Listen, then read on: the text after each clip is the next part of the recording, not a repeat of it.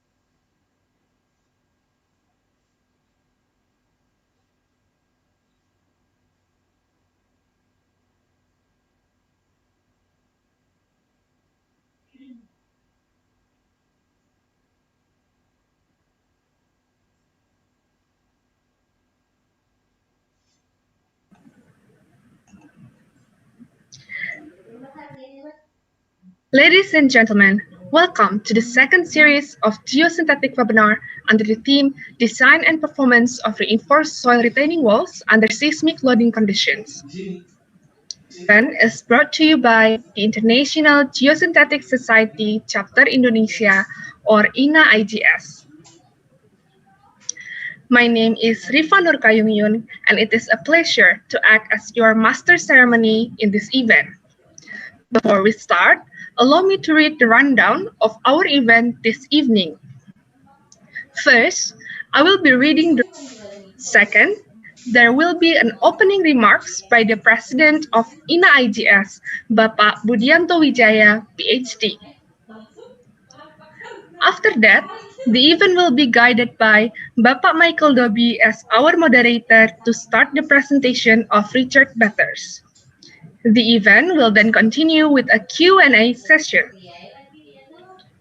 We would like to ask you to stay with us until the end of the event because we will be doing a quiz with a very interesting prize for the winner. We will also give you access to the e-certificate at the end of this webinar.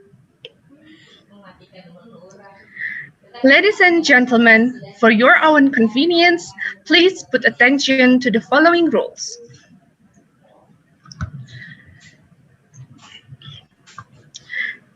You can submit your questions for the speaker through the Q&A feature located at the bottom of the screen. The question should be in English. You can raise your question before, during, and after the presentation of the speaker. We expect you to stay with us until the end of the event to get the information you need regarding the e-certificates and also the soft copy of the presentation from the speaker. This event is also live streamed on INA-IGS YouTube channel, or you can directly go to the link s.id/INAIGS02YT. If you have any question, please contact Sandy via WhatsApp in the number of 0282110128965. Now, without further ado, I would like to invite the President of INA-IGS, Bapak Budianto Wijaya, PhD, to give his opening remarks. To Bapak Budi, the time is yours.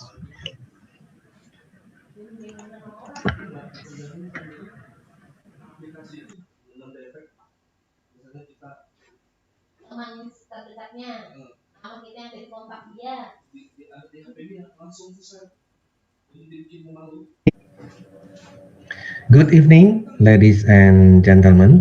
Welcome again to our INA IGS webinar series, Institute Geosynthetic Society for Indonesian Chapter. This webinar is scheduled to be held every month with various of distinguished speakers from Indonesia and worldwide. For tonight, please help me welcome our today distinguished professor, Professor Richard J. Mathers.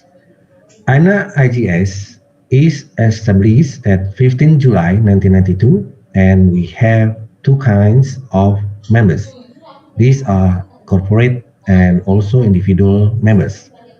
All background of our members are from academicians, manufacturers, producers, contractors, etc. What do we do in INA IGS?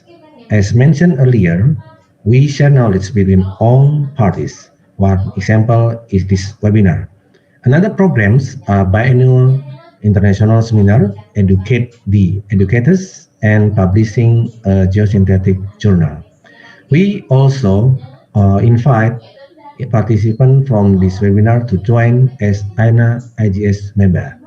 We hope that this webinar can be one of your valuable knowledge go to source, especially in geosynthetic field. Again, I welcome you all. Thank you.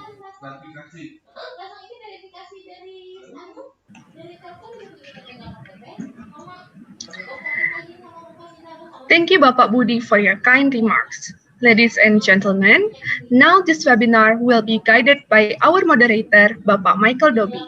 Before I give the floor to Bapak Michael Dobi, I would like to remind you that you can start submitting your questions from now, during, and after the presentation by using the Q&A feature.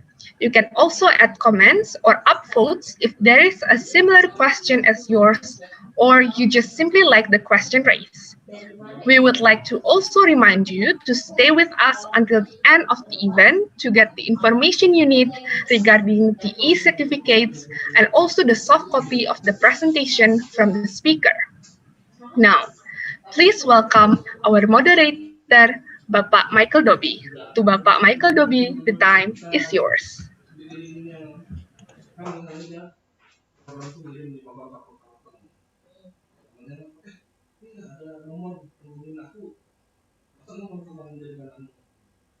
Habis itu dia WA ke semua teman-teman kan si yang ngungkap nih nah tangan ini nah dia WA mama mbak nggak ada ya kalau misalnya ada orang WA mengatasnamakan ini emang enggak atasnamakan jangan diladenin dulu aku sudah melaporkan kepada screen nenek gitu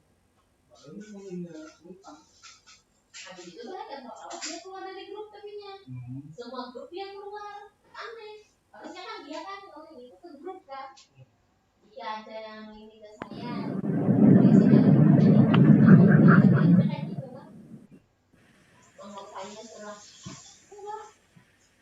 orang kan nggak ngerti apa Okay, I think we had a small technical hitch there. I wasn't, you couldn't hear me. Okay, let me start again. So tonight, I have a great pleasure of welcoming our speaker for our webinar.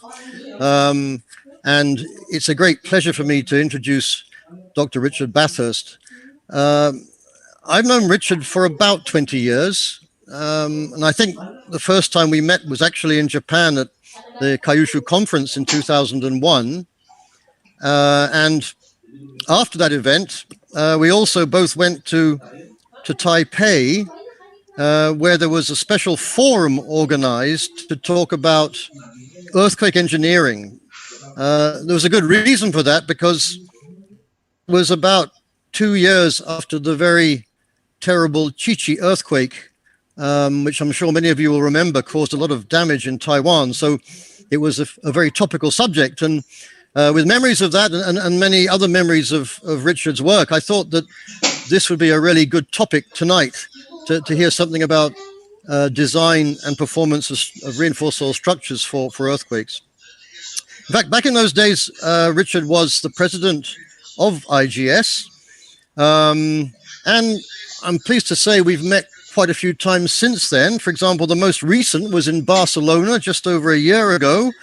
And then previously to that was in Munich, also in Europe. And those were both IGS workshops. And I'd have to say they were, in my opinion, very successful events. I think it was a very good style of event that was organized by IGS at those venues.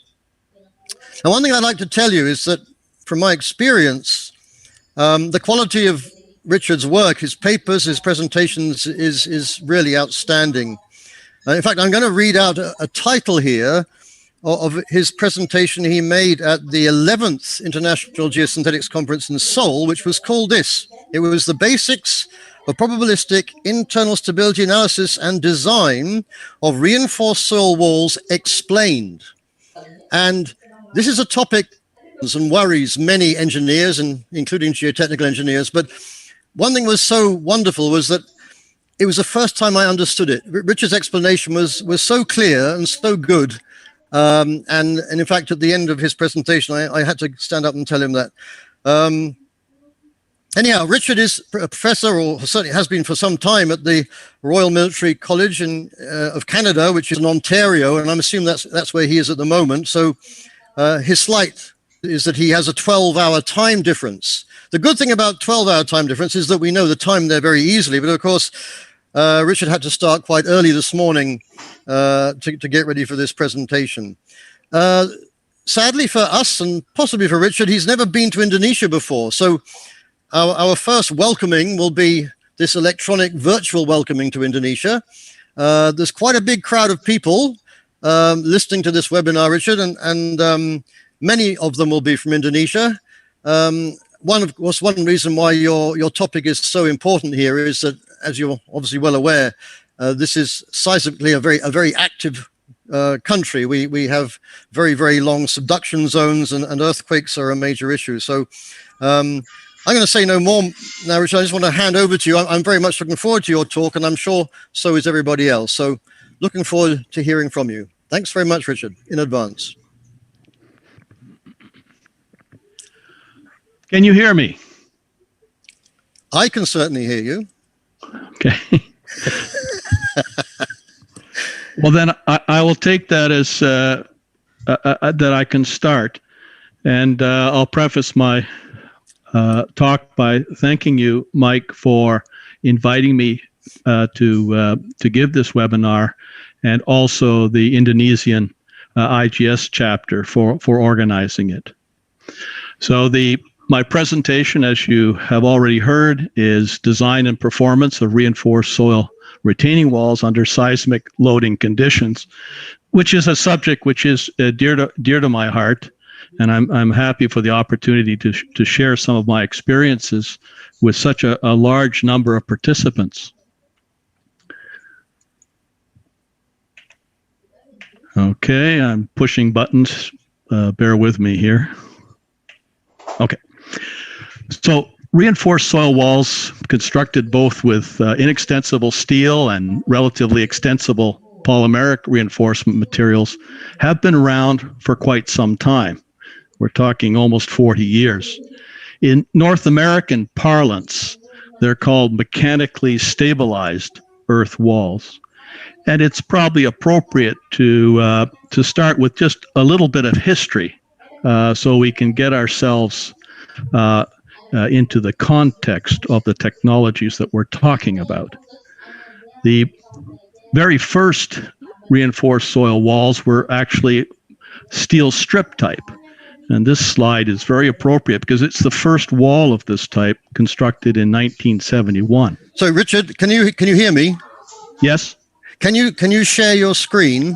At the moment, we're seeing you. I mean, it's good, but there's a green button at the bottom of your screen that says share screen.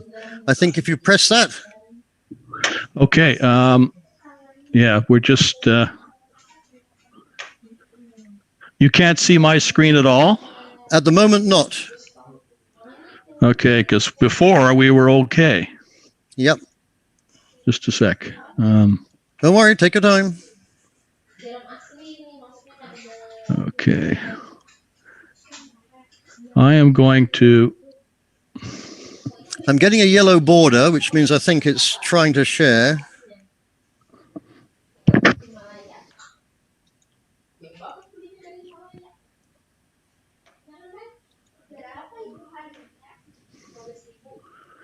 Oh, this is disappointing because it was. It was. We tested it. Everything was working previously. Just a sec. Okay, hang on. I think I found where we need to go. It might be a question of sharing the other screen. It's about to. Yes, perfect. Okay, I will mute again. Okay.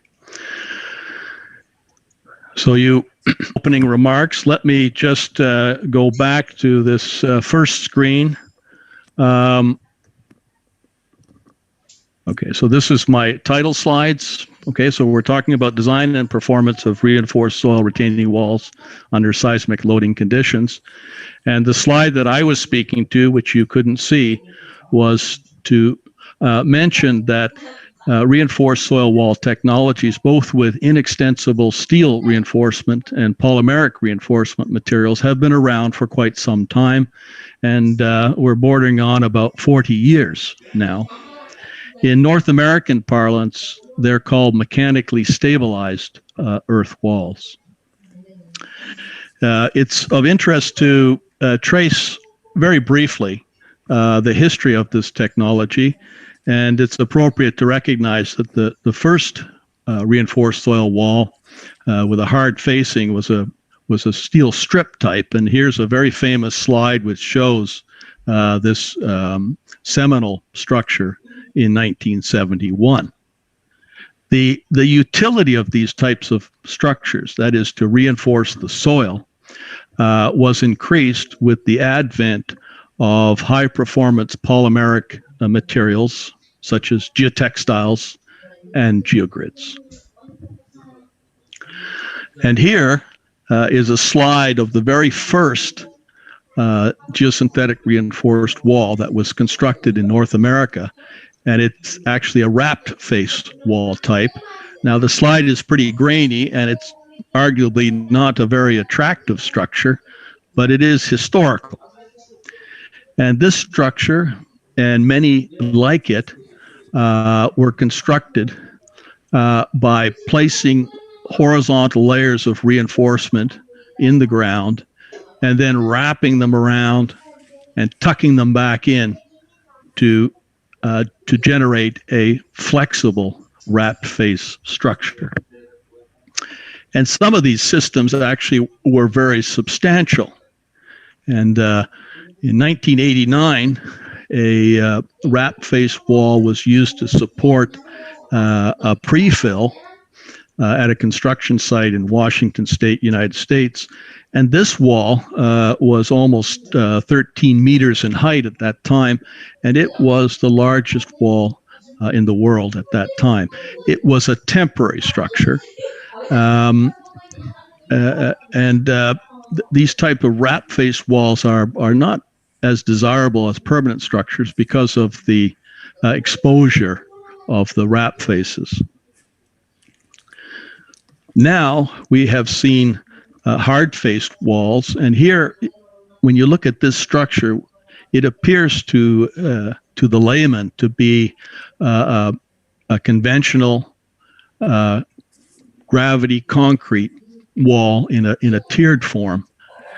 But the magic is that the facing units and the soil behind the facing is reinforced with horizontal layers, in this case of geogrids. And these are attached to the panels, and the geogrid reinforcement is extended into the soil behind the facings.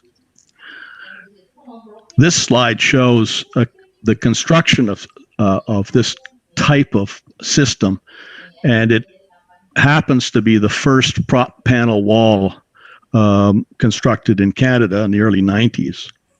And here you can see the geosynthetic reinforcement attached to the panels, extended and pre-tensioned into the backfill, and then the fill placed on top of it.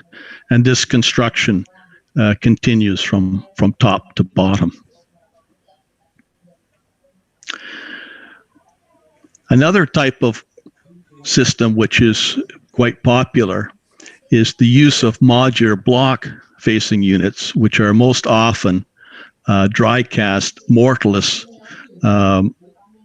concrete blocks, and these are stacked, dry stacked to form a facing, and then the facing is anchored with geosynthetic reinforcement, as you see here.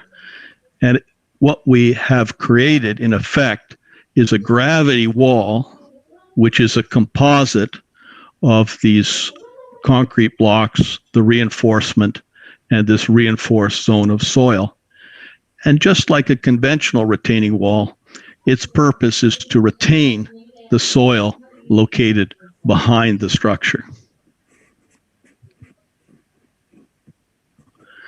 And there are many types of these modular block systems around. They have different shapes. Some of them are solid, some of them are hollow. They have different connection devices in order to ensure a good connection between the facing and the reinforcement. Here is a slide of such a structure. It's quite substantial. It's almost 11 meters in height. And here you can see the facing blocks.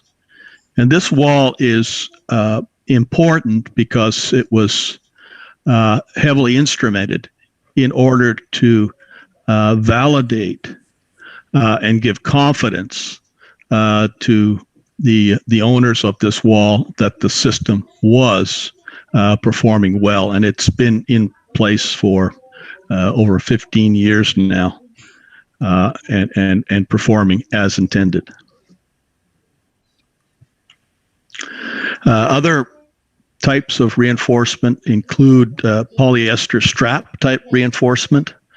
And here you can see the straps attached to the facing units and then extending through this backfill material.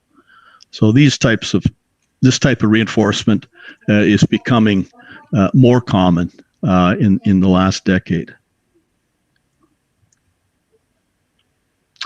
So why are MSC walls popular? Well, like most things in life, it's a function of cost. And what you're seeing here is a plot of the cost of a wall in US dollars per square meter of facing delivered to the client. And here's some data that shows the cost of conventional, if you like, gravity walls with height. And so as the walls become higher, they become more expensive.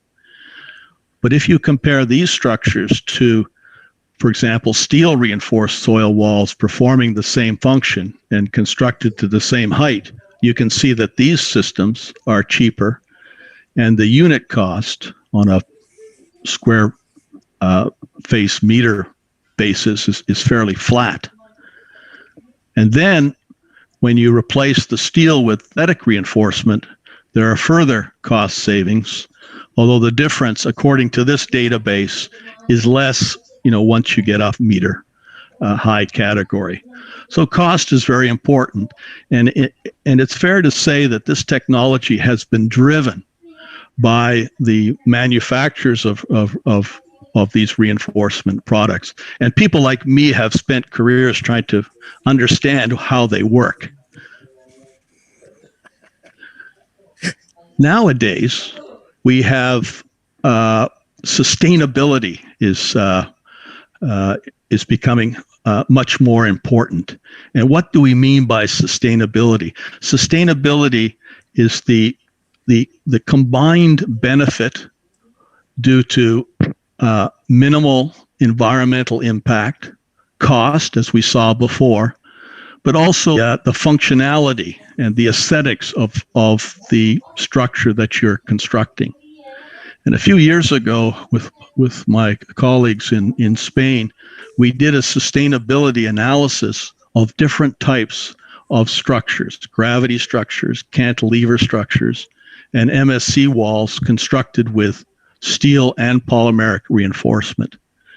And this type of ranks different systems using a scoring that includes environmental, economic, and societal function aspects. And the higher the number, the more sustainable the structure.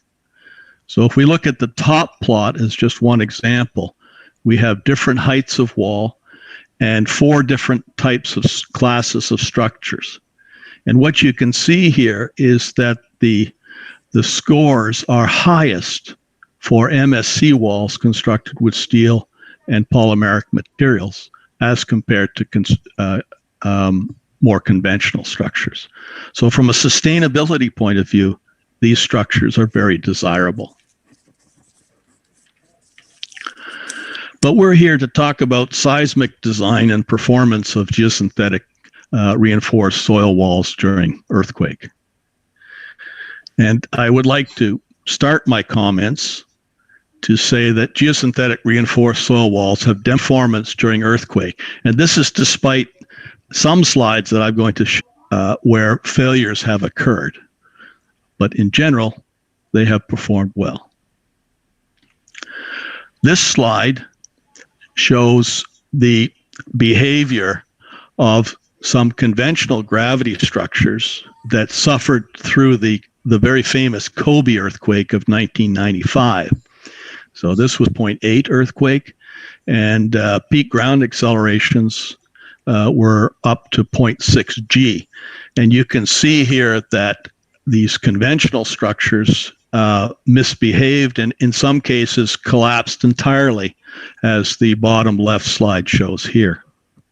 In the same region, in fact, along the same railway embankment that you see here, there did geosynthetic reinforced soil wall. Here you see a structure, it's 6 meters in height, suffered the same earthquake, and this structure moved up to about 100 millimeters, but otherwise stayed intact. So it behaved much better than its neighbors, shown at the left of this slide. If we look at the inside of this geosynthetic reinforced soil wall, it looks like this. It has we have 2 back-to-back walls supporting a railway, pair of railway tracks. And the wall was constructed, first of all, with gabion baskets, and then these were anchored back with layers of reinforcement.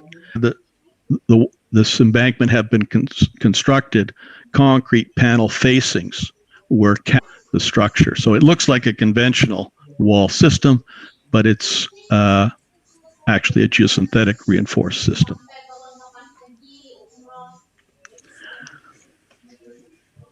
Other case studies of interest are a more recent earthquake that happened in Chile, the Mali earthquake.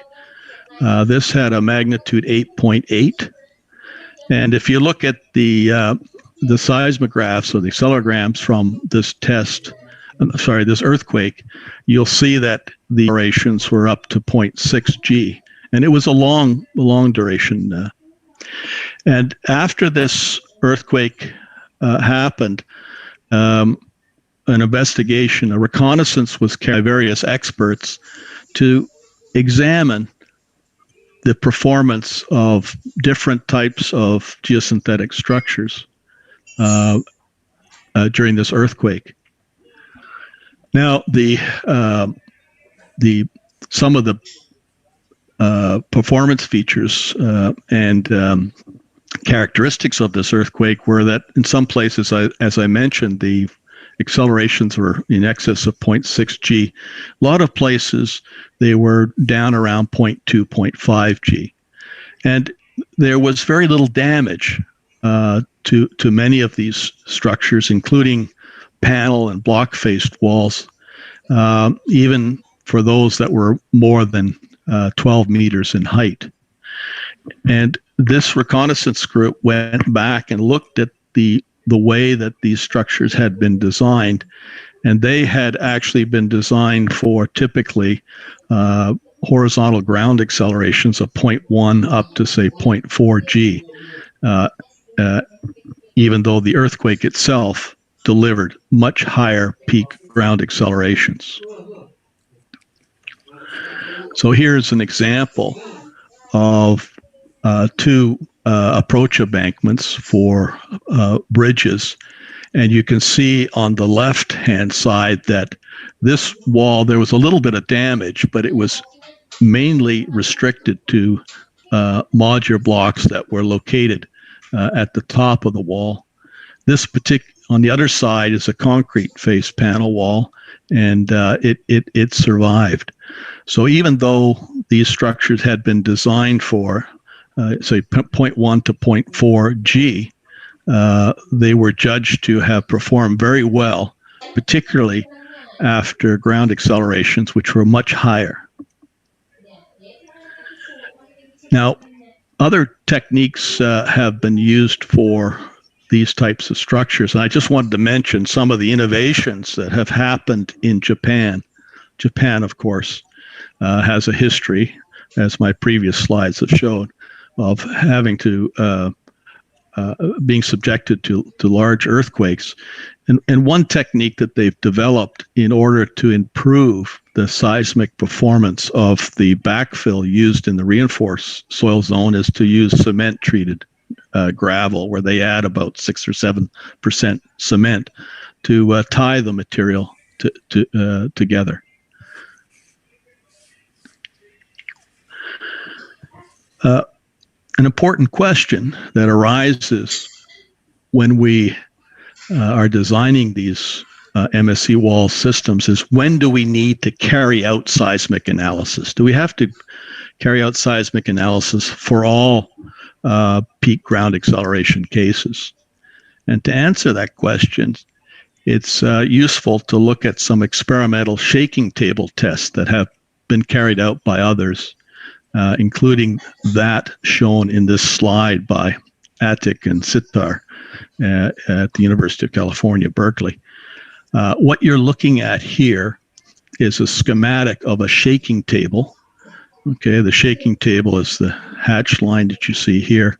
And in a shaking table test, you put a model on this table, and then you shake the table to simulate an earthquake event.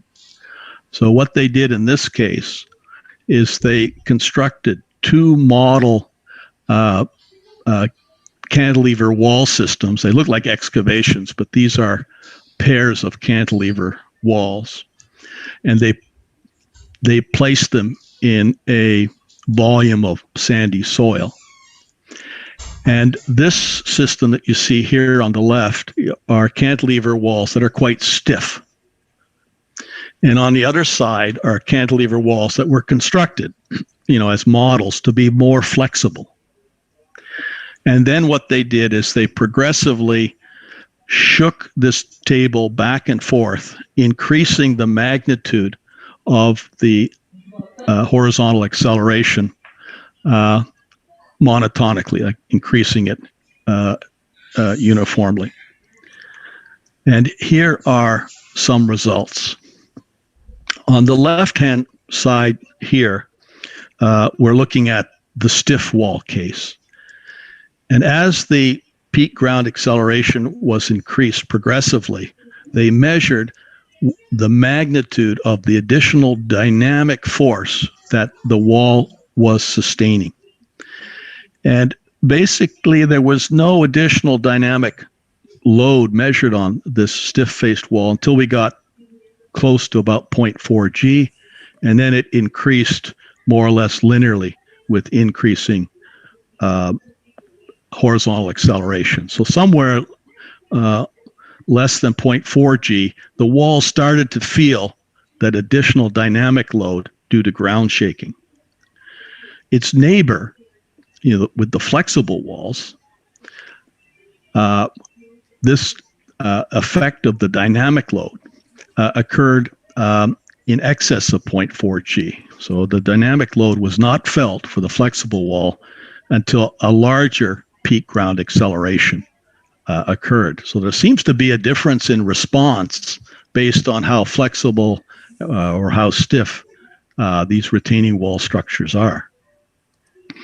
And this difference between stiff structures and flexible wall structures has been detected in other shaking table tests, including the ones that you see here. So a series of small scale tests were performed on a shaking table, and the difference between the tests were that some walls were gravity type or cantilever type, so they're relatively rigid, and another set of tests were done using geosynthetic reinforcement. And again, in these tests, the peak ground acceleration was increased steadily over the course of the experiment, and the amount of deformation or wall displacement at the top of the wall was recorded, and that's what you see here on the vertical axis. So the gravity type and cantilever type walls had this type of response. Deformations are increasing with horizontal acceleration. And the reinforced soil walls had the same qualitative performance, but the curves were shifted to the right. Both of this showed that the reinforced soil walls are more ductile, and the difference between these more flexible walls and these conventional structures occurs somewhere around 0.5 G. So it's not inconsistent with what we saw in those other shaking table tests that were done at California. How have actual walls performed? This is a wall that was constructed in California again. It survived the Northridge earthquake in 1994. The peak ground accelerations at this site were estimated to be about 0.5 G. But when we looked at the face of this structure, there was no evidence of distress. However, when we went and looked behind the wall, there was a disturbing crack that had formed behind the retaining wall face. However, on closer inspection and looking at the history of construction, what we found was that the contractor had originally designed the wall properly by extending the reinforcement layers to the full length, about 5.5 meters initially, but then he decided to place some subsurface utilities in this region here, which required him to cut the reinforcement. So this was not appropriate, but the point is that despite attempts to modify this wall design, the wall still performed well. So it was clear that there was additional conservatism in the design that allowed this wall to survive despite the worst intentions of the contractor. So in the United States, AASHTO design guidelines, they recognized that there is in the design of these reinforced soil systems, when you design them for residual safety for these walls to behave, if you then subject them to a peak acceleration less than about 0.4 G. Or typical structures, you don't have to worry about seismic design greater than 0.4 G. But there are important caveats. Okay, you have soils that are going to liquefy, or you have sensitive clays, etc. Structure which is in very close proximity to your wall. Well, then you have to consider seismic. And walls that have corners or short radius turns, then you do have to consider seismic. But this is better than the old days when AASHTO specification said you had to do seismic design. Here we have a little bit of room to maneuver for conventional structures. When we design these walls, we start first by recognizing what are the limit states or modes of failure that these walls will have to survive. And for those of you who have done this type of design work, you will recognize that we identify modes of failure as falling into external stability categories and facing stability categories. And we design for these modes of failure for static. We have to then consider the additional forces that are developed when seismic loads are imposed on these. So if we consider first external base sliding, the question is, well, what's that will be exerted on this composite mass as a result of horizontal ground accelerations or even vertical ground acceleration. The method that first comes to mind is the so-called theory approach. Now, the Monabio-Cabby apply the conventional or force or earth pressure approach, in which additional horizontal inertial forces and potentially forces due to seismic acceleration are included in the stability calculations for this critical wedge. And if one goes through the mathematics, you can relate the total active earth force, okay, this is due to static plus seismic, in a classical active earth pressure formulation in which KAE replaces the active earth pressure coefficient that we recognize from classical active earth pressure theory. So this is sort of the first level of analyses that we might carry. And of course, the magnitude of this force is a function of the wall and the back slope, and the friction angle and the orientation of the face of the wall. Now, one of the outcomes from using this Monabio-Cabby approach is that if you calculate the active earth force as a function, and you see here on the horizontal axis, the horizontal coefficient of acceleration, what happens is that PAE increases with KH, not unexpected. But the magnitude of that value is also critically dependent on things like the back slope angle. And if you carry out these calculations yourself using the closed form solution that I just showed you, what you find is that you may not have a solution. And this equation will blow up at high horizontal ground acceleration values, particularly when they're coupled with, for example, a large back slope angle. So this equation, the utility of this equation is somewhat limited. Fortunately, it's about 0.4 G, which you may recognize as being sort of the threshold when we have to think about serious seismic design.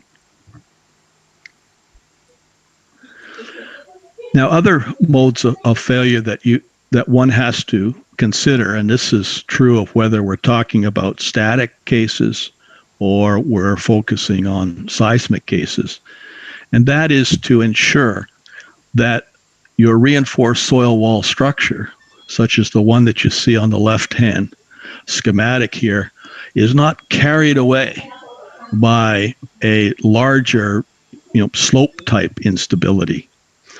The client's not going to be happy if the wall is intact, but somewhere downslope.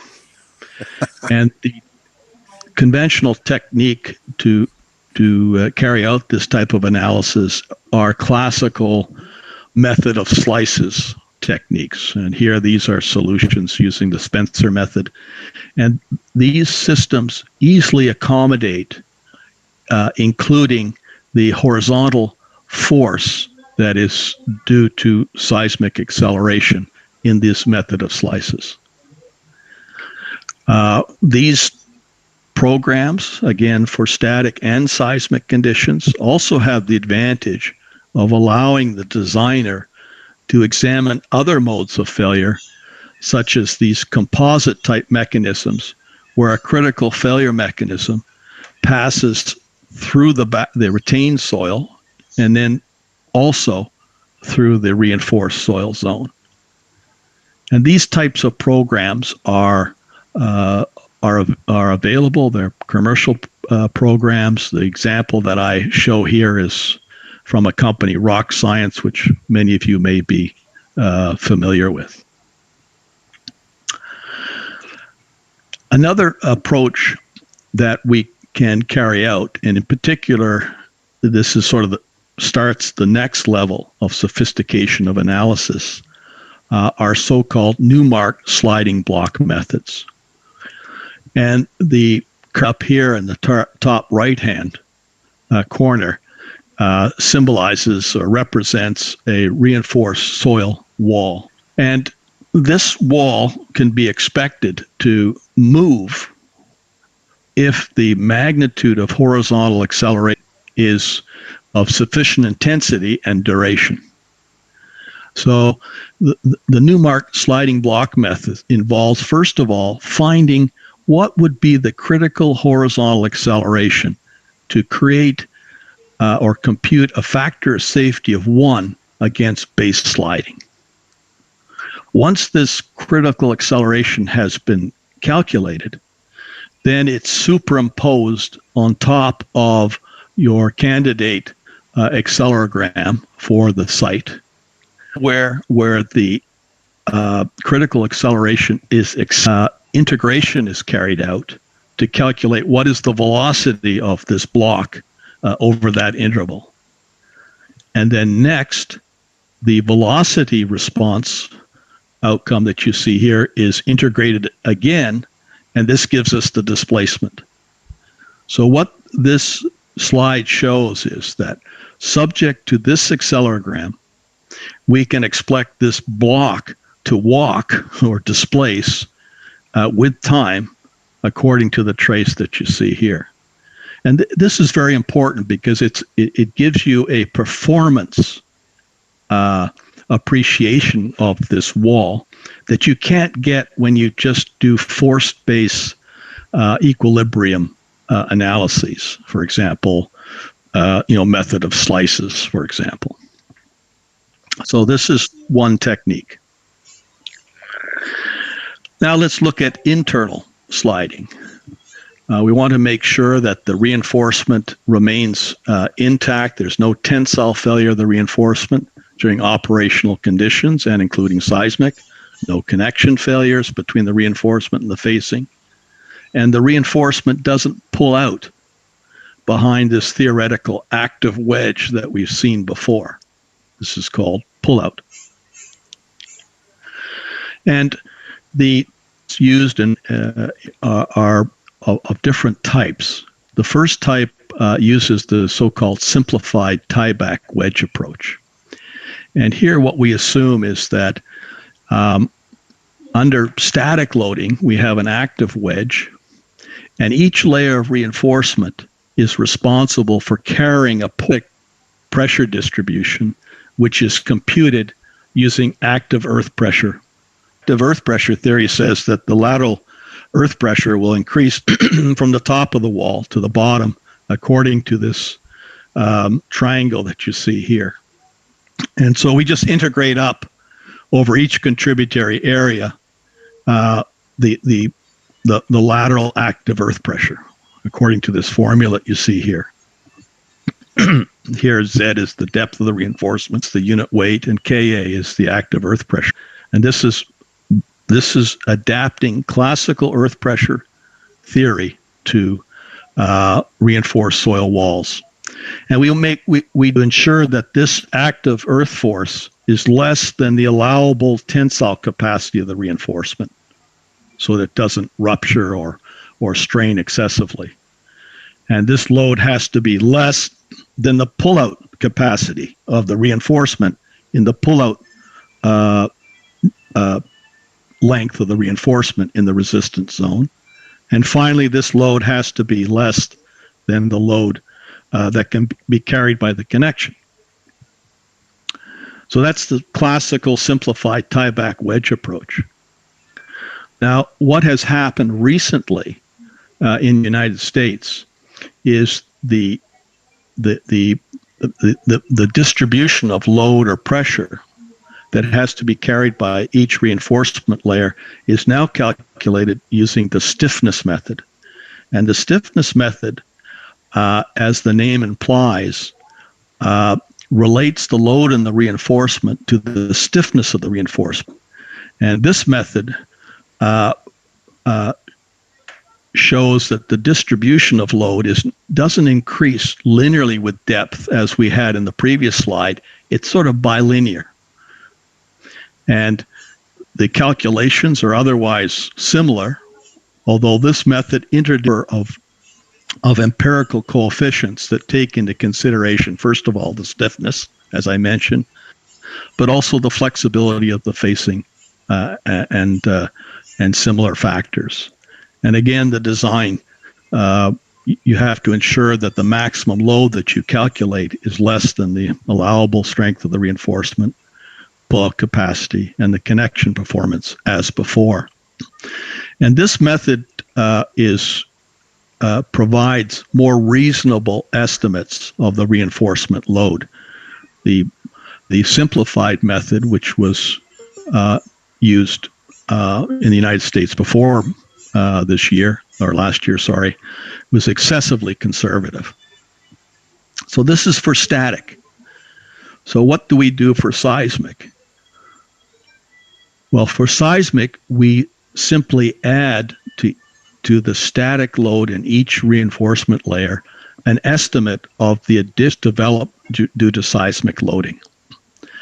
And the way this is done is the active zone is assumed to develop an additional seismic load, which is the weight of this wedge times a coefficient of horizontal acceleration.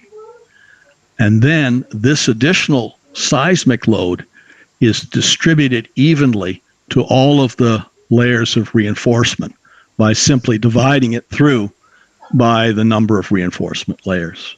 And then these two are just added together.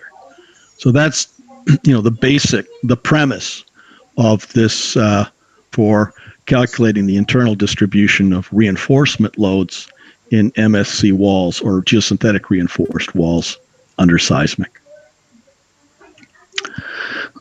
How do these methods work?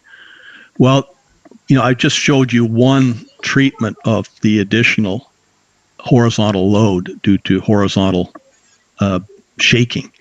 And we've done shaking table tests, and we've looked at different methods that folks have used to calculate this additional dynamic load.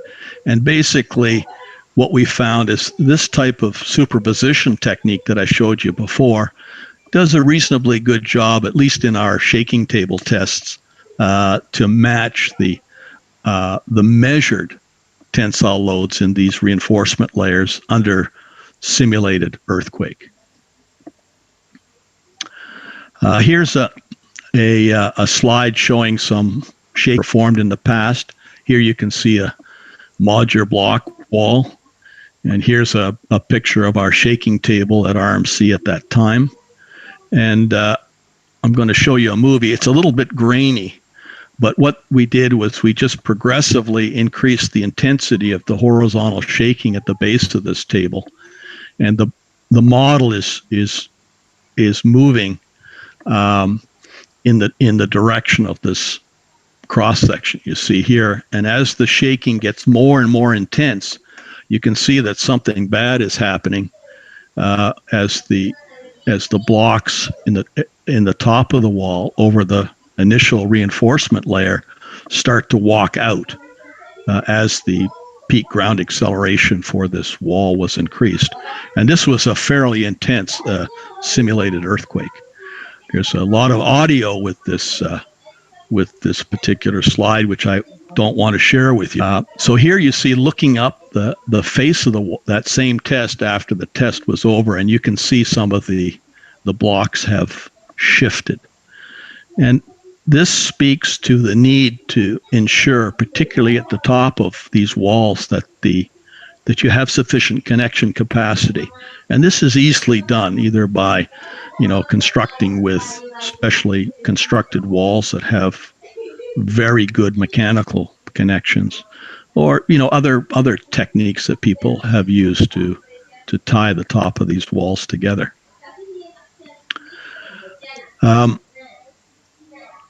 I had the opportunity to do a reconnaissance of retaining wall performance after the El Salvador earthquake in 2001, and this was quite a significant earthquake.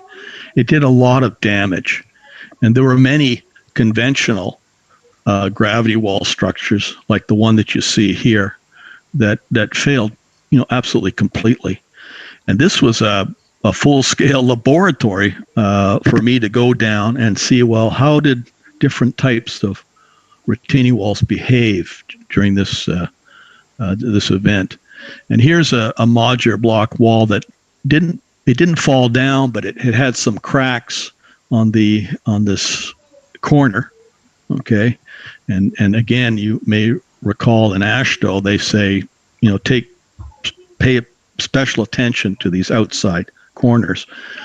But on the other hand, there were other walls. In fact, this one was just across the road, and this one had actually been better designed, and this one behaved perfectly.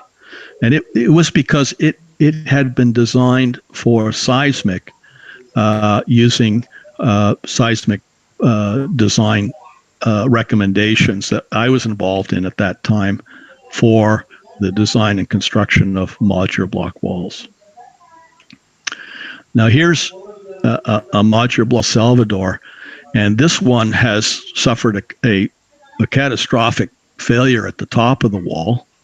But there's a backstory here which is very important, and that is that this wall was originally designed to about the elevation at the bottom of this red arrow that you see here. And the owner of this wall at that time was so enamored and so happy with this wall, he told the contractor to make it even higher, but let's save some money, that plastic stuff.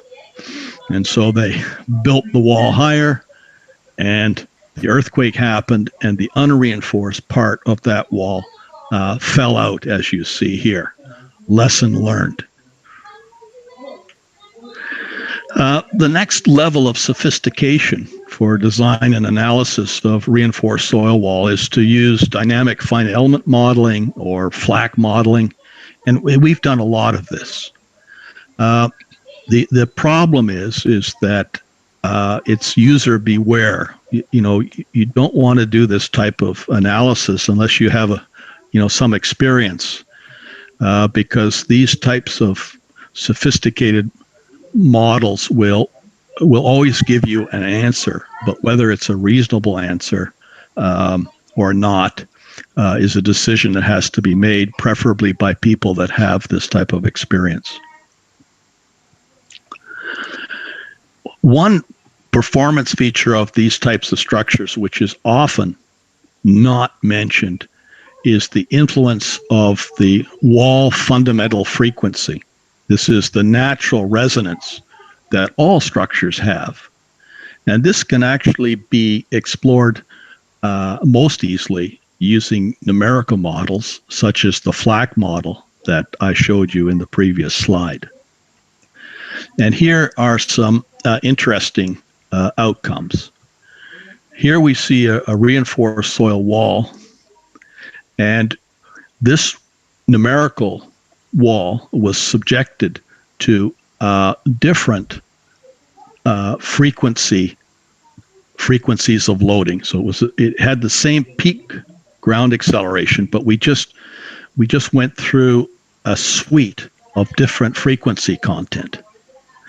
And we measured, or we calculated, the deformation of the wall, maximum deformation. And here it's just normalized with height of wall. And so what we found was that there was a critical frequency where this wall came apart numerically. And this is about the natural frequency, occurs at the natural frequency of these structures. And it's interesting because in North America, sort of typical wall height's about 6 meters. In some places, the typical input frequency or predominant frequency of earthquakes is in the vicinity of about 3 hertz. So what this means is that if you had a long duration earthquake with a predominant frequency in the range of 3 to 4%, the wall may misbehave. And this is something that you can't catch using conventional, force-based design methods such as those that I've showed you before. So this is something that has to be looked at. Another question that is often asked, what is the influence of reinforcement stiffness? Geosynthetic materials have stiffnesses that typically range from about 500 kilonewtons per meter to 2,000. And steel reinforcement materials can be up around 70,000 kilonewtons per meter. So I'm talking about steel reinforcement. So again, we have carried out numerical modeling where we kept the peak ground acceleration and the frequency the same for different walls, differing only with respect to their stiffness. In this region here, these are the loads in the reinforcement, or normalized loads in the reinforcement, that are shown to be quite low at the end of construction. But then when we applied a seismic excitation, you can see the additional load that's going on being carried by the reinforcement layers. And the takeaway from this slide is that as the reinforcement gets stiffer and everything else is the same, then you will generate more load on a reinforcement layer if it's a very stiff material like steel compared to a geosynthetic reinforcement layer. And this goes back to the idea that one of the advantages of these polymeric reinforced soil walls is they're more ductile, and more forgiving of these dynamic loads generated due to earthquake. So the question then is, where can I get help? What guidelines are out there to assist me to carry out design for earthquake? Now, there's a couple of places. One place is ICE has published a handbook of geosynthetic engineering. It's now going into its 3rd edition. And this handbook examines all types of geosynthetic applications. And one chapter, which I had the privilege of writing, is focused directly on the design and analysis of geosynthetic. So this is a good reference. Other places to look are on publications in the U.S. In the United States, the Bible for the design of steel and geosynthetic reinforced soil walls resides in the LRFD design specifications shown at the right here. So the Americans use, and the Canadians use, a load and resistance factor design approach. But these specifications provide details and commentary on how to design both for static and seismic. Now, it's quite expensive. I can't even afford it. But there are supporting documents published by the Federal Highway Administration, including the one that you see here, that are actually free. You can download them from the web. And these provide detailed and well-presented explanations of how to design these systems, both again for static and for seismic.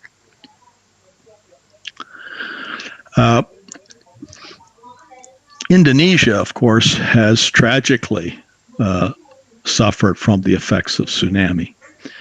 And I like to say a few words about geosynthetic reinforced structures and their performance due to tsunami.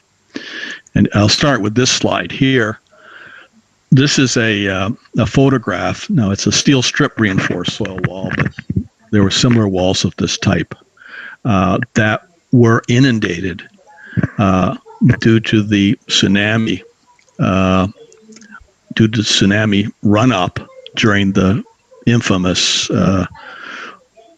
Japanese earthquake and tsunami of 2011, the one that we associate with the Fukushima disaster. And this wall survived this inundation event, as you can see by the dashed line here. Some walls didn't perform as well. This is a large reinforced soil wall that was right on the coast, so it felt the full force of the tsunami. But the way it really failed was due to scour at the bottom of the facing, as you can see here, and also when the tsunami wave receded, okay, that washed out a lot of the soil behind the wall, and also put some additional parasitic loads onto the reinforcement. So it wasn't the onset of the initial impact of the tsunami, and it wasn't the earthquake. It was the effect of the tsunami retreating from this particular site. And this problem of cyclic water loading on MSC walls is of interest to Japanese practitioners. And myself and my dear friend and colleague, Dr. Yoshi Miyata, have been able to analyze the behavior of full-scale MSC wall structures constructed at the Public Works Research Institute in Japan. These folks are amazing. They build these structures, and you can see the size of them. That's me. Okay, and I'm pretty large, but you can see the walls much bigger. And the walls are subjected to different types of loadings. And again, this is just one example. Here's you can see the cross section of this retaining wall, layers of reinforcement attached to incremental panels. And then what was done, in front of the wall, the water was introduced, and so the water level was increased, and then it was drained, increased, and drained. And while this was going on, the behavior of the fill and the loads in the reinforcement layers were recorded. And a practical outcome from this study and other walls of this type was that, as long as the soil behind the panels is well draining, and as long as you place geotextile against the back of the wall, a suitable porous geotextile behind the back of the wall to keep the soil from running out between the joints, these walls will perform adequately. And so this was a takeaway from this type of full-scale testing. And there are more tests of this type that are underway in Japan as I speak. Another application of geosynthetics in Japan has been the construction of coastal countermeasure protections. So one of the problems with these tsunamis is that they can travel great distances inland we're talking kilometers. And so one way to mitigate against that inland inundation is to build these berms. And these berms are constructed in such a way that the energy of this flow is dissipated on the downstream side of this berm. So these berms are constructed with concrete faces, cement treated soil, and then and geogrid reinforcement. And here you see these are example structures constructed in Japan. They have different slopes and this type of thing. And here you can see the reinforcement inside. And then to maintain the integrity of the connection between the reinforcement and the concrete facing bits, special blocks with special connections to the geogrid reinforcement were designed. And they have taken these structures and scaled them down and placed them in hydraulic flumes. And this is what you see here. So here you can vaguely see the outline of one of these models, and see whether they survive and see what effect they have on the travel of that tsunami past the shoreline. So this is an interesting application of geosynthetic reinforced structures. Just a second. Okay, so here you see, this shore approach, but it's an embankment supporting railway concrete face, which is impacted by the tsunami. So. Another technique that has been used to mitigate seismic-induced loads on MSC walls are the use of seismic buffers. So what is a seismic buffer? It is a compressible inclusion which is placed between a rigid wall and the retained soil. So here you see a schematic, and you can see that this is a rigid wall, and then this is our buffer. And these were originally developed to reduce the lateral earth pressure behind rigid walls by letting composite, that is the buffer, deform and allow the soil behind the wall to reach an active state, because we all remember that the active state is the state which develops the minimum lateral pressure against a rigid retaining wall structure. So this buffer encourages an active state to be developed. Now, this technique was originally proposed for static loading, but can be extended to dynamic loading. So it's not just getting to an active state under quasi-active conditions, but it can also conceptually act as a buffer to reduce dynamic loads. And the material that is best suited for this purpose is polystyrene or geofoam. Okay, and we call it expanded polystyrene geofoam, so EPS. And here you see a picture of this material after it's been manufactured. And many of you may be aware of this material because it's the same material that's been used as a lightweight fill for many decades. The first example of an EPS seismic buffer was actually occurred in Canada, and it was used in conjunction with deep basement walls at the location of a very tall building in Vancouver. And the problem that the structural engineers were faced with is that during an earthquake, additional horizontal loads are developed against rigid reinforced concrete wall structures. And to carry those additional load requires more concrete and more reinforcement. So the idea was, how can we reduce those dynamic loads? And they were able to show, the geotechnical engineers were able to show, at least theoretically, using a Flak model, that you could reduce the seismic loads by up to 50% by putting in this compressible seismic buffer. So numerically, there was evidence in support of this technology, but what was required was proof of concept.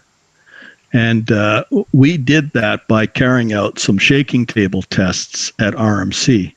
And what you see here is a schematic of the model arrangements that we used.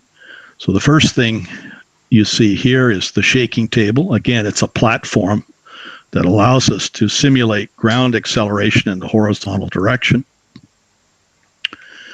And it's the models were built in a box, and at the green shaded area there is our simulated rigid retaining wall, and in front of it is a column of this compressible geofoam, and the green highlighted area here is sand. So we shake this thing back and forth, and while we're doing that, we can measure how much the foam compresses, and we can measure the horizontal loads acting on the rigid wall to see whether the buffer is reducing those loads or not. And so we did one test with a control wall, that means no foam, and then we did 6 other tests where we played around with the density of the geofoam buffer material. And this photograph shows you shows what the buffer material looks like. So this is white stuff is the geofoam, behind it's the rigid wall, and it's a fairly substantial model. And the soil fills the box on our shaking table behind the geofoam buffer in this open area that you see here. So that was filled with sand. And then we had 6 buffer tests and 1 control test, and we played around with the density of the foam, either by purchasing foams of different densities, but also by simply cutting out portions of the foam inside the buffers to reduce its macro density even further. So this changed its modulus, okay, and we kept the stiffness the same. And here you see the results. So here's a schematic in the top right-hand side that shows the force acting against the wall. And we subjected each of our models to increasing peak ground acceleration. Okay, and that's what you see on the horizontal axis. And then we just measured the force acting on that rigid wall. And what the results show is that as the acceleration increased, okay, the load on the wall always increased pretty well. Okay, but as the buffer density went down, as it became more compliant, that load was less. So you can see there's quite a substantial difference between what happened at the top for the unreinforced wall or no buffer wall compared to the ones below. And this benefit, the relative benefit, was the same as what we observed when we placed the reinforcement prior to seismic shaking. So a 40% reduction in wall loads, and that's not too bad. It's close to the 50% that was predicted using the Flak design model for the Vancouver project that I mentioned earlier. So what we did next is we used a Flak model to carry out parametric analyses to come up with design charts that could be used for actual field cases. And we compared the predicted forces using our numerical model to experimental models. Okay, so as the experiment progressed and seeing ground acceleration was applied, the wall forces, what we measured, went up, and perhaps miraculously, our numerical model was able to pick up and give a reasonable prediction of what we actually measured. So that meant that we could take this model and scale it up to field scale and carry out parametric study. So we came up with a synthetic excitation record, which is this variable amplitude that you see here. We were able to change the frequency of the excitation and its magnitude. And from this, we were able to quantify performance parameters for these buffers. And one parameter that we developed was called the buffer stiffness. It's like a spring stiffness. And it's quite simply the ratio of the elastic modulus of the buffer and its thickness. And then the measure of its efficiency to reduce loads was quantified by isolation efficiency, which is basically for the same conditions. It's the difference between the peak force for the rigid wall and the peak force for the treated seismic protected wall. So what you want to do is you want to have this number as large as possible. And at the end of the day, we came up with design charts that show the efficiency of the seismic buffer versus its stiffness or buffer stiffness.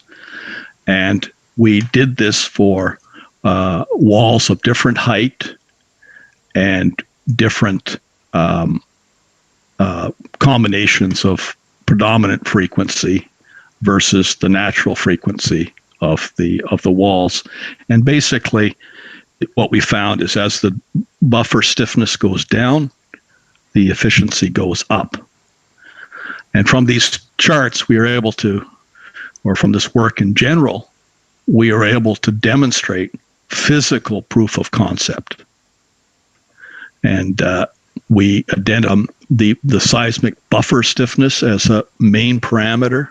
Recommend to designers is that if they can keep this buffer stiffness value to less than about 50 meganewtons per cube, hard to do because you just have to adjust the thickness of the buffer and its stiffness to get in this range, you will significant reductions in dynamic load due to earthquake. And there are a number of papers that have been written on this that you can find. And I'm happy to say that this technique was actually used at the location of a reservoir in Vancouver. So this was a storage reservoir, which was ultimately capped with a roof. But the reservoir walls, reinforced concrete type, and by this EPS seismic geofoam in order to reduce dynamic loads due to earthquake. So it's actually been used in practice. And again, if you're interested in this technology and some of the other slides that I may have shown you, there's a bunch of papers from my website. So I think I'm slightly over the time that was allocated to me, but I've run out of slides. So I will stop here and entertain questions. I want to make sure that okay. Thing I'd like to do straight away is to thank you for what was an incredible with a lot of really first-class material, and also rated a lot of questions. And currently, I see there are 29 of them. I don't think we can handle. What we'll do, we should get a recording of all the questions. Might send them through to you a bit later on. But I thought what would be a good idea. I've been scanning over, concentrate on the ones that are talking about the earthquake case. Some of them are not aimed at, but quite a few of them are. So I've opened the Q&A at the bottom. You can probably do the same. I think that's probably the best thing. Can you do that? And then you do that, I guess we should be able to read the questions. If you yes, I can see them. Me too. I can see them too. So I think, I don't know if I can share my screen. No, I think probably leave it like this, but I've scrolled to the bottom. It's not because of any particular reason, but I've been looking from sort of they did actually start arriving from the top downwards. Yeah, okay. What I think, because of the time available, can I recommend that you start at the bottom, and then there are some very good ones aimed more at the seismic design aspects, and a lot of them complement your presentation material. I can certainly pick out a few which I think are instantly important to talk about, but maybe if you want to pick out a first one, I'll have a look and then find the next one. Okay. Well, the bottom one on liquefaction is a good question, and I'll just preface my answer to that bottom. The question was now it's disappeared. Just a sec. The question that I'm answering is. Hang on, it's because it's collapsing itself. Hang on, I think. Hang on. The question was related, I think, said something like walls are best for liquefaction prevention. The point is that anything that you do to prevent the collapse of any type of retaining wall due to liquefaction applies to geosynthetic reinforced or even steel reinforced soil walls. The mechanics of the problem to the structures due to liquefaction remains the same. So you're not going to make a wall more resistance to liquefaction just because it's a wall. No, right, okay. I think the questions are still coming in, so the list keeps kind of jumping. But I thought there's the liquefaction one. Can you see that one? It has a green name in the colored box. That's the one I just tried to. Yeah. The one above is an interesting one. If the one from James Utomo, which has a kind of purple color. Can you see that? There's some yes. guides state about the reduction factor applied to it's the PGA reduction question. Can you talk about that?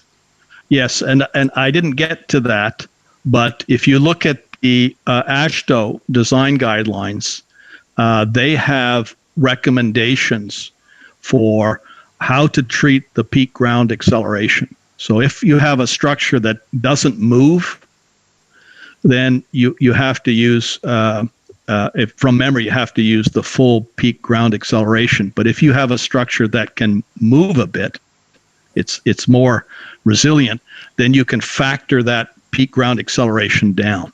And those rules are written quite clearly in the current AASHTO design approach. So the thing is that because these MSC walls that we're talking about are more flexible, there is they can use this factored down peak ground acceleration value, which of course leads to more cheaper design solutions.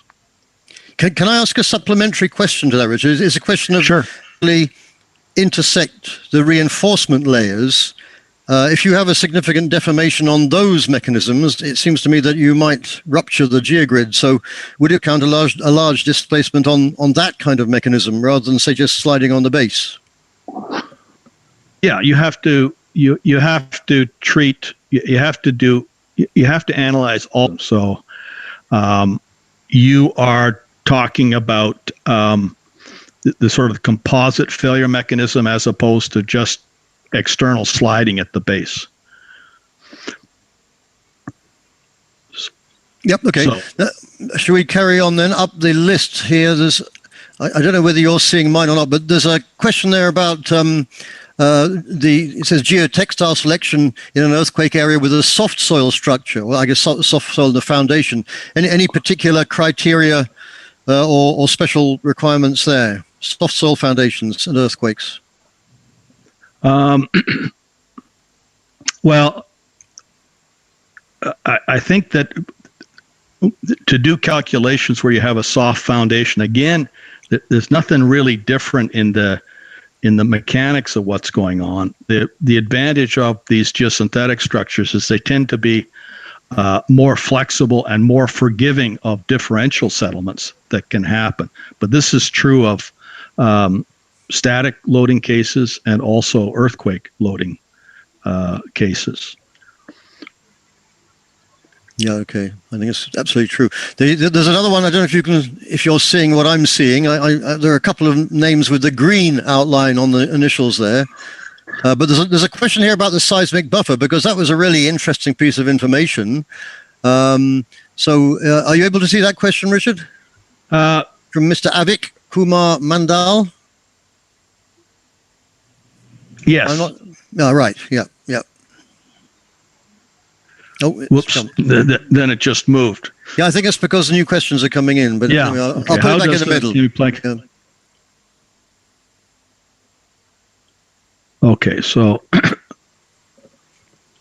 Okay, so this is this question relates to whether you have a hybrid wall in which you have the seismic buffer there plus the reinforced soil, as we have described for MSC walls.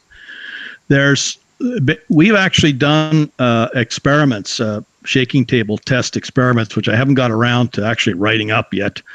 But what we did is we did exactly that. We built a large model of an MSC wall, and then between each reinforcement layer, okay, we put a geofoam column, and so the reinforcement was just going straight through to the facing, and the buffer was placed sort of the same way that you would put a vertical drainage layer directly behind the facing. Interesting. Yeah. Just above there, there's from James Utomo again. There's a good question there about what you do about poor water pressure when you say you have water involved in your analysis for the earthquake condition, and taking into account water pressure at the same time as seismic loads. I think that's always a good question. Yeah. Well, hopefully, and maybe it's more of a challenge in Asia than it is in North America. But in North America, the specifications for the backfill require that it be, quote unquote, a good draining material, so that water will not accumulate. And proper design is that any water that comes in proximity to these structures is directed away. I think if you had a fully saturated backfill and then you had an earthquake, then you possibly could get problems of excess pore water pressure developing, but it would be a bad design in the first place. Okay, you shouldn't allow. You should design these things with materials that prevent water from accumulating behind the facings in all cases. Yeah. There's an interesting one there about because you mentioned the use of cement in the Japanese approach. A question here whether that makes the soil mass stiffer, which maybe has some negative effect. Yes, that's that application that I showed there. If you scrutinize it long enough, you'll realize that what it is that it's the fill which is used in the for the approach embankment to a bridge deck and abutment. So this all of that material will be up in the air, so to speak. So presumably there's less chance of water accumulating in that structure. Yeah. Okay. I'm just trying. There were some other ones I picked up when I was going through, which I thought were really interesting. There's another one there on the effect of water pressure. I think you've already covered that one. Subjected to seismic actions. Talk about the effective design, rotating wall, which types of produce the best pressure. I think really this question, you see there is 1 and 2 there. Please elaborate more details on the most critical aspects, especially designing the reinforced soil retaining walls to withstand the dynamic loads subjected to seismic. I mean, I think any important details to be taken into account. I mean, you mentioned the issue about connection strength, especially at the tops of walls and stopping blocks falling off. I think that was a good point. Right. Any other details that you think are worth mentioning? If you think about that, I'll look at the second part. I think that's the main takeaway we have seen. That's the main lesson. I mean, the thing is that these MSC walls more forgiving in the first place, even without seismic design. I think the second question there you really dealt with already. Oops. We have unfortunately we have questions. We got 34 questions. Every time one comes in, the thing jumps. Although I think we're probably getting. I'm not going to subject you to too many more of these because I think we're coming towards the end of the time. But I'm just looking to. I know there are 1 or 2 other really nice ones. Very good. Please explain the subgrade bearing capacity criteria so that the MSC walls can stand upright in the presence of the earthquake. So to do with the foundation bearing capacity. Anything special to say on that one, Richard? First for static, of course, you treat the reinforced soil mass as an eccentrically loaded footing. And for any other footing in geotechnique, which is subjected to seismic loading, you would apply the same approach, because the soil really can't tell the difference between your reinforced soil composite mass and a large footing.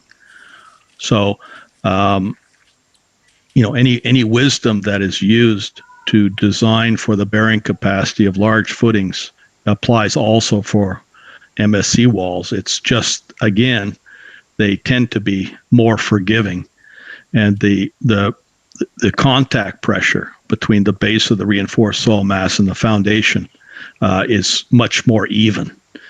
That Meyerhof thing that people use, they do use it for design, but we have found that the actual distribution of contact pressures is not as aggressive at the bottom of these walls as you would expect for a rigid footing case. Yeah, that's interesting. Yeah. Perhaps just 1 or 2 more, but there's one here from Pak Go Chi Leong. Pak Go, he was our previous president of our chapter here, and basically he's got something on the water pressure one there, but I think it's the middle part which I think is particularly interesting, especially also for me, is about vertical acceleration, taking that into account. Oh, yeah. It's certainly something that I've spent a lot of time looking at, and I've got some fairly strong views on it. But what are your thoughts about the effects and taking into account vertical acceleration?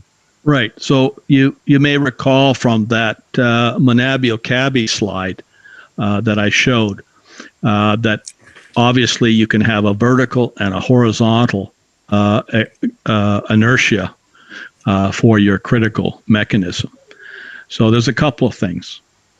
First of all, the chances of a vertical horizontal acceleration, peak horizontal acceleration, and a peak horizontal acceleration and a peak vertical ground acceleration happening at the same instant in time is remote.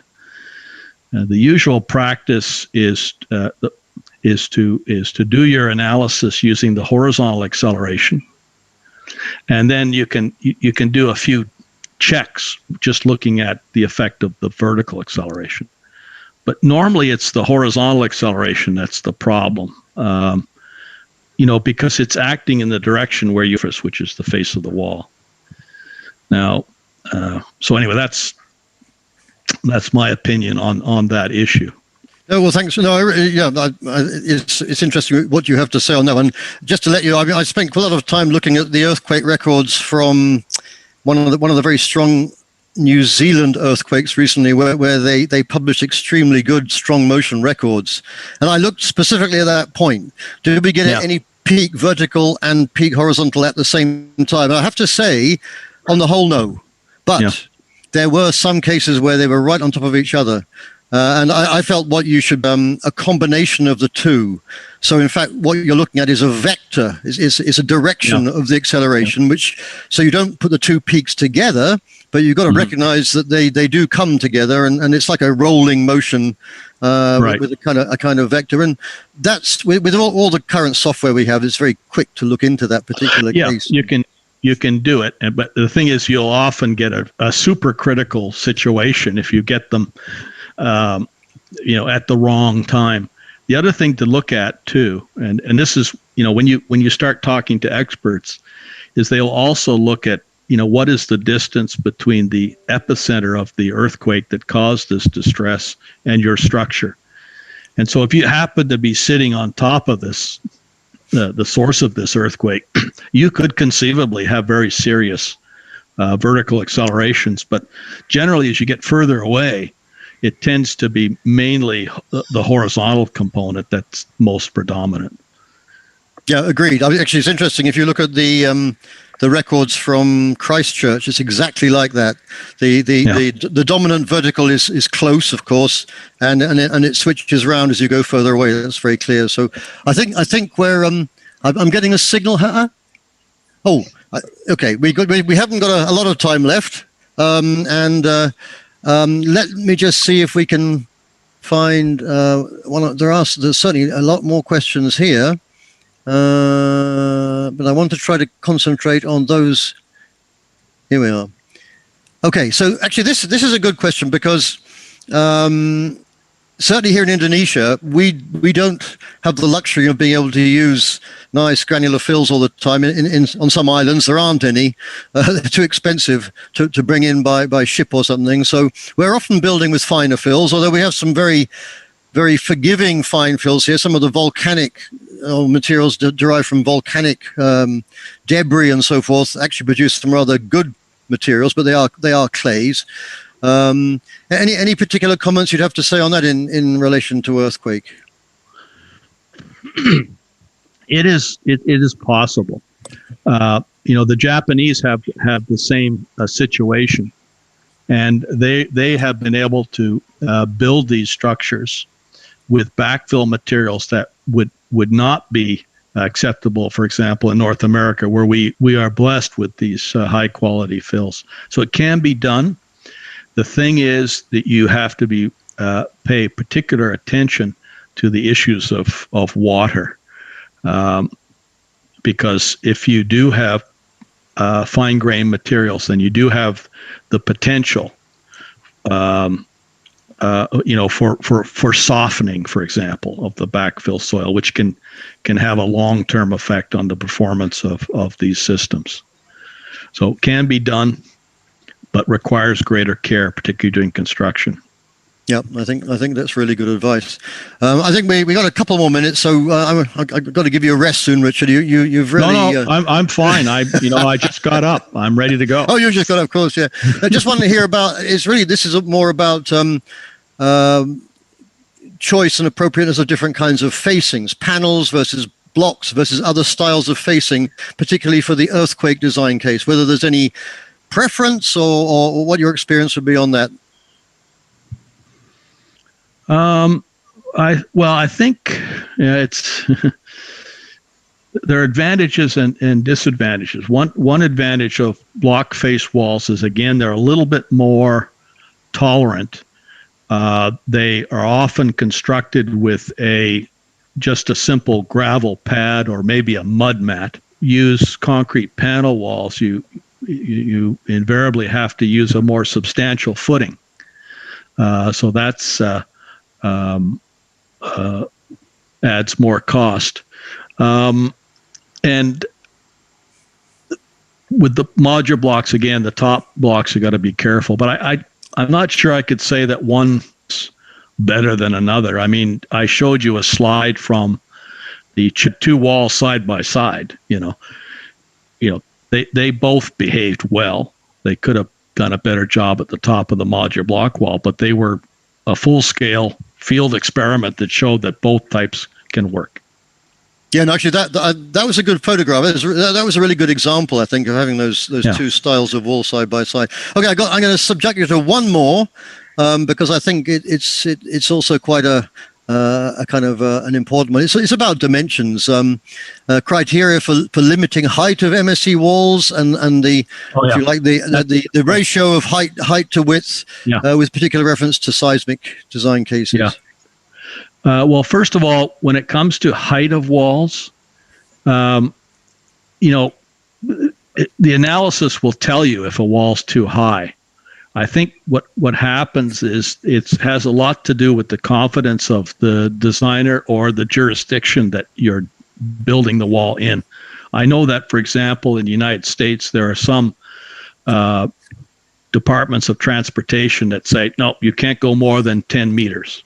And that's only because, the experience with higher walls is less, and, public officials tend to be very conservative. But I don't think there should be any limit. There are some examples, for example, in the States where they have built walls up to 40 meters in height. Now, they're tiered walls, so they have offsets in them. But I don't see a magic limit for these things, even though most walls, in my experience, are probably 7, 8, 9 meters in height. In terms of the width of the reinforced is typically taken about 60 to 70% of the height of the wall, and that's sort of a empirical rule that has been around for a long time. It gives you a margin of safety because people have found that it gives you added protection. But really, the length of the reinforcement is controlled largely by it's at the bottom of a wall. And you only get to 60 or 70% of the height of the wall if you have a low friction material around 30 degrees or so. Yep. No, I think that's certainly the case. I certainly agree. I mean, we've got some quite big structures built. They're generally tiered structures, built even for earthquake zones, and providing you've done all your mechanics, you've got your calculations done well, there should be no big issue. So, okay. Well, Richard, I think this is you've really imparted a huge amount of your knowledge and experience to a huge audience. We're still sitting at 360 people on this forum, and we also have a live feed to YouTube. So that could be another 50 or 60. I don't know what the numbers are there. So a huge number of people have benefited from your experience. They've seen the incredible quality of the materials and the sheer amount of data you've presented tonight. And likewise, some of that I've seen before, but not that much. I'd have to say there was so much new information there. It was nice to see Fumio's old slides from the Kobe earthquake again. Right. But some data and information and so forth, and we'll as you've agreed to, we'll make a PDF copy in some way and allow people to have that as a handout. I think you're happy with that. Yep. So I'll get in touch with you about doing that. And I just thank you again for all of the work you put in to producing this. It's so relevant in Indonesia, where we're one of our world records is probably the length of our subduction zones and the strength of some of our earthquakes, and people have to take it seriously. So I think just one more big thank you, Richard. That was a really excellent presentation. I think you can now stand down. Please, if you want to stay logged on, there's a little bit more to go on, and there's the quiz. Maybe you got yourself a cup of tea or something there, but I would also just like to say once more, thanks very much, fantastic, and hopefully be in touch with you again before too long. Thank you very much, Michael. Thank you everybody for attending this webinar. Okay, once again, thank you, Richard Bathurst, for your excellent presentation, and thank you also to Bapak Mike Dobi for guiding the session. Ladies and gentlemen, we invite you to the upcoming webinar under the theme Reliability-Based Optimization for Prefabricated Vertical Drains Improved Ground. We'll be speaking in this webinar is Doctor of Engineering Lucky Handoko. You can register at the link s.id webinar INA-IGS 03.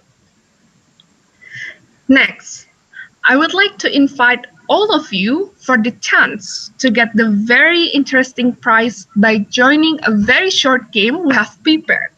You can now directly go to your browser, whether it's on your phone or on your PC, and type menti.com.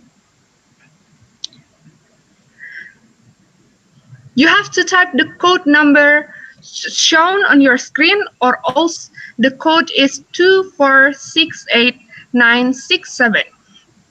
Once again, please go to your browser on your phone or on your PC and then go to menti.com and put the code 2468967. All to play the games together so you can get interesting prize at the end of this game. We're still waiting for the participant to come. By visiting menti.com and input the code 2468967.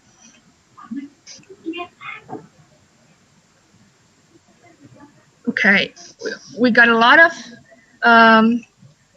players here. Let me share my screen so we can see who are already here. Okay, we have 140 players. We will be waiting for another minute, I think. Let's join. There are 4 questions in this quiz. The questions are all prepared by our speaker today, Richard Bathurst. So if you already watched the presentation, I think you can handle this game. Okay, we have 162. Let's go, let's play.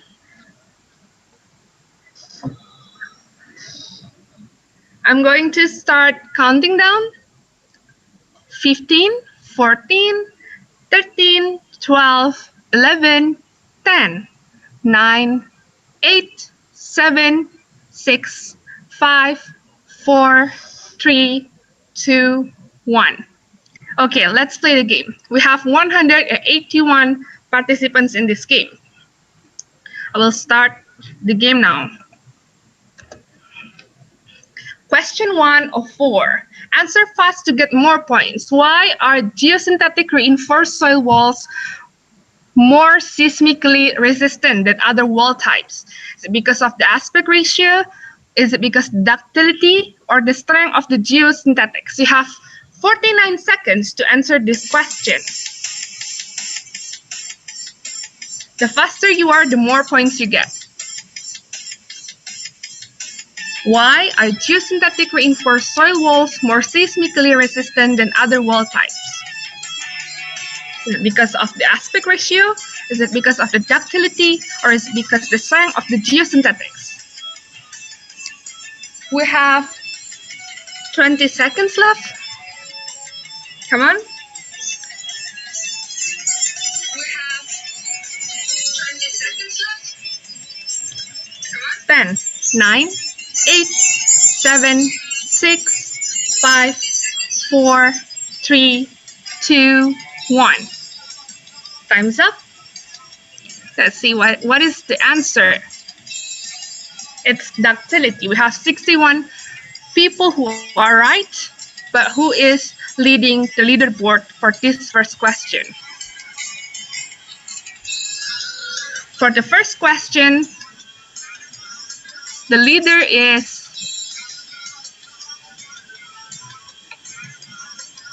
Aflizal Arafianto. Well, can you keep up until the end of the game? Let's see. Here comes the second question. Question 2 of 4. Answer fast to get more points. When do we need to carry out seismic design? Is it after an earthquake has caused damage near our site?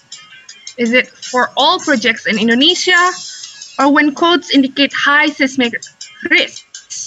So what is the question? You have 45 seconds to answer the question, but answer faster and you get more points.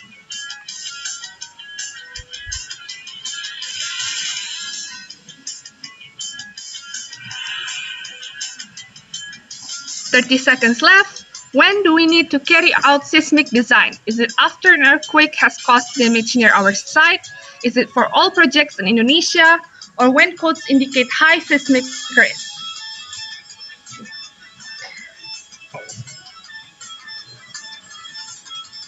"10 seconds left.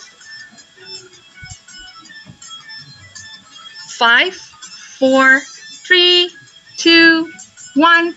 Time's up.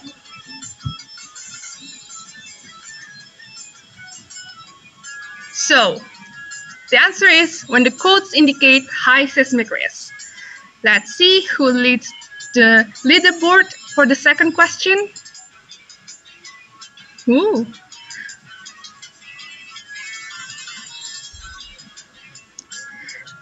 Well, now the leaderboard leader is Shannon Hannah Natalia Desriani.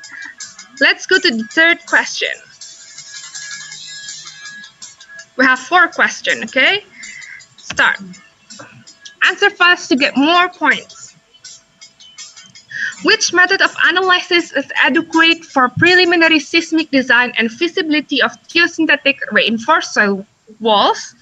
Is it wall design method with pseudostatic seismic forces, or 2D FEA with earthquake time history, or 3D FEA with nonlinear soil models and pseudostatic forces? You have 40 seconds left to answer the questions.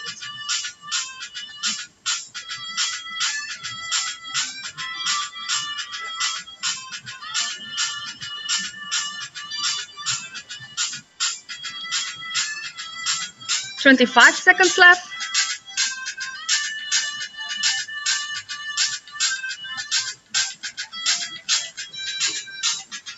15 seconds left.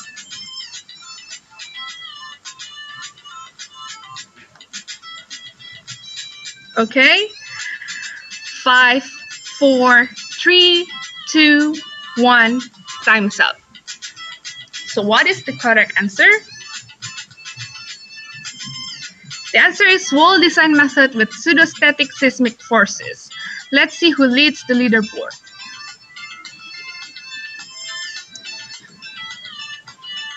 Let's see.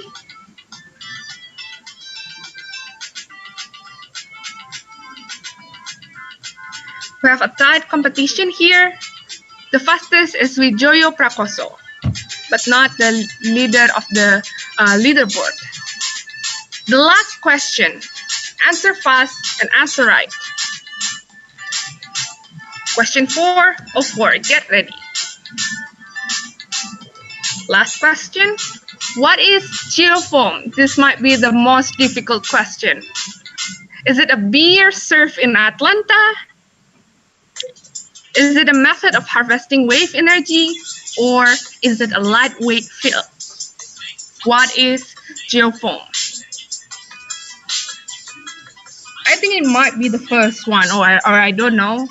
Might be a hint.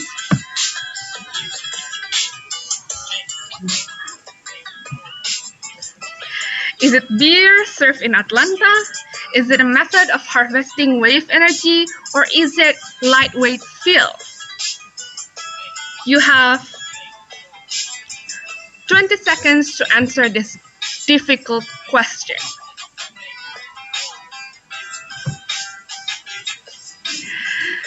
Ten seconds left.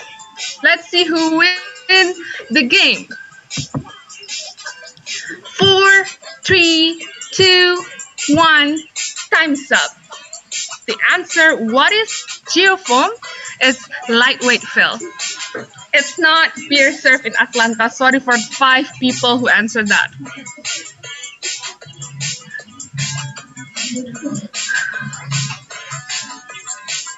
Okay, who is the winner of the game? Let's see. Well, congratulations to Antony Gunawan. The committee will contact you after this webinar, and congratulations for winning the game with the point of 3,914. Once again, congratulations and thank you for everyone who participated in the game. Okay, maybe Richard, do you want to say a word or two about the game? Oh, that was, I've never seen that before. That was very exciting. But it also means that there are some people that should not be allowed to design MSc walls. Yeah, 5 people answer the geofoam as a pier that surf in Atlanta. Thank you, Richard, for making the questions for the game. Thank you. Okay. Coming up for the quick questions for the game. Sorry, for the winner, you may send the screenshot of the winning page to the committee at inaigswebinar@gmail.com. Ladies and gentlemen, we have now reached the end of the event. Before you leave this webinar, we would like to inform you that you can access your e-certificates and the soft copy material from the speaker by visiting the link s.id/info-inaigs02. Once again, you can access your certificate at s.id/info-inaigs02. You may also simply click the link on the chat box. After filling the quick survey, you will be redirected to the e-certificates. Once again, thank you for your participation. We hope we can see you at the next event.